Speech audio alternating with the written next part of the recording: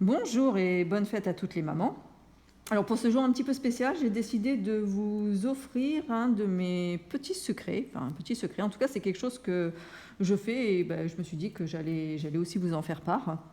Donc je ne vais pas vous montrer quelque chose, mais je vais vous révéler quelque chose. En fait, depuis quelques temps maintenant, je fais des pochettes, souvent des choses à 3 pans, donc poche sur poche sur poche.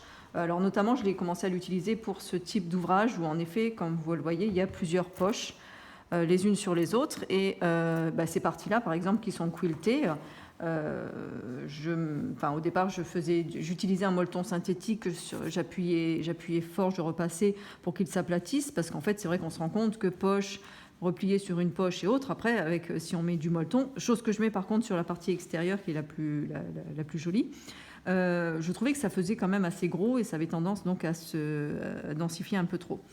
Eh bien, qu'est-ce que je fais? Alors, parce que en quiltant, c'est vrai que si on quilte juste les deux épaisseurs de tissu pliées l'une sur l'autre, ça n'a pas non plus rendu. Alors, j'utilise un tissu d'ameublement la plupart du temps. Donc là, on voit c'est une toile à matelas en fait, j'utilise bien sûr des restes. Ça a l'avantage, là notamment c'est pour une poche pour un petit ouvrage que je suis en train de préparer, on peut le quilter parce que ça a quand même une certaine densité, donc on a en fait quand même une tenue, voilà, de la poche.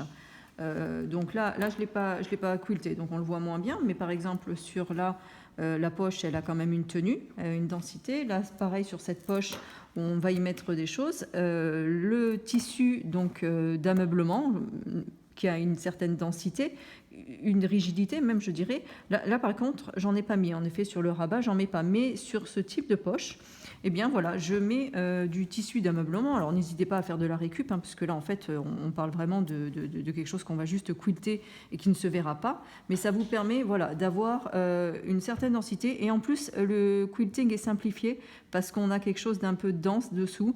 Et voilà, ça met en avant en plus votre quilting. Voilà, donc voilà, par exemple aussi sur une simple poche comme ça, où en effet l'ouvrage derrière lui a été molletonné et quilté, et bien sur une petite poche comme ça qu'on rajoute, au final je me suis rendu compte que un simple tissu d'ameublement peut vraiment faire l'affaire. Et puis voilà, vous avez quand même votre quilting qui ressort. Voilà, donc je vous ai livré un petit secret. Et puis une bonne fête des mamans à toutes. Et un grand merci à ma princesse qui me fait les vidéos depuis le début. Voilà, donc je la remercie. Elle est à côté de moi. Et voilà, un petit clin d'œil aussi parce qu'elle a su me gâter pour la fête des mamans.